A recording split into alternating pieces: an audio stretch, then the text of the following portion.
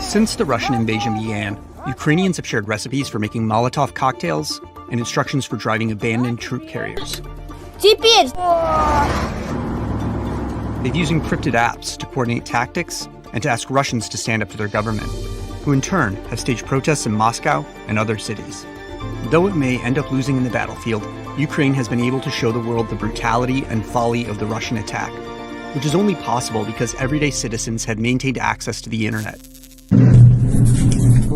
But maybe not for long. In areas with the heaviest fighting, internet outages are becoming common, and since information is power in the battlefield, there's a danger that Russia will find a way to knock the country fully offline, which is why Ukraine's Minister of Digital Transformation and Vice Prime Minister tweeted a plea to Elon Musk. We ask you to provide Ukraine with Starlink stations and to address sane Russians to stand. Starlink service is now active in Ukraine, Musk tweeted back later that day, collapsing a regulatory process that can take months or years into under 280 characters. And liftoff of Falcon 9, Starlink 4-11. Starlink, up and running since 2021, is a global satellite internet provider owned by Musk's company SpaceX, which aims to provide low-latency, high-speed internet to areas that are less densely populated and where fast, reliable internet may be lacking. The first obstacle is that Ukrainians can't just connect directly to Starlink satellites. First, they need ground terminals. Terminals en route was how Musk finished his tweet, and less than 48 hours later, Fedorov replied with a picture showing a truckload of them in Ukraine. Starlink here. Thanks, Elon Musk. Those terminals will need to be brought into cities under siege and connected to Wi-Fi, in turn allowing Ukrainians to connect their devices. And if terminals lose power, they'll need batteries or generators to stay online.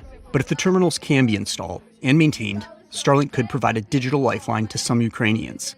Divorcing the online world from geography and placing it outside state control is in keeping with the internet's original promise. The dream of the internet was one of complete deterritorialization. The internet was supposed to mean that it doesn't matter where you live, you are connected to all of humanity through this completely transparent network where geography is irrelevant. We've seen how far short of that we have fallen. We've seen some governments censor the internet. Eli Dorado is a senior research fellow at the Center for Growth and Opportunity. I think a great outcome for the internet would have been for the US to be able to export the First Amendment to the entire planet. To be able to say, well, if you're a company that is based in the US and you're serving the entire planet and you're subject to US law alone, then the First Amendment applies everywhere. And nobody can stop you from speaking freely. In reality, it hasn't worked out that way. And the internet is still largely tied to the politics and geography of Earth. Can Starlink help make good on the internet's original promise to be a tool of liberation? Imagine if Putin had to answer to a populace with immutable internet access, where they could see the unvarnished reality of war. How might that change the way a conflict plays out? One of Starlink's key innovations is that the signal can be relayed laterally a number of times across country borders, time zones, even oceans, before beaming back down to a ground station. That could make it harder for any one country to censor or track what its citizens access online, but only if Starlink first turns on service in those places, and then routes internet traffic through ground stations in neighboring countries. Starlink is, of course, a commercial offering from an American company that's launching frequently into space. Under the Outer Space Treaty, the United States government is ultimately responsible for what SpaceX does when it's in space.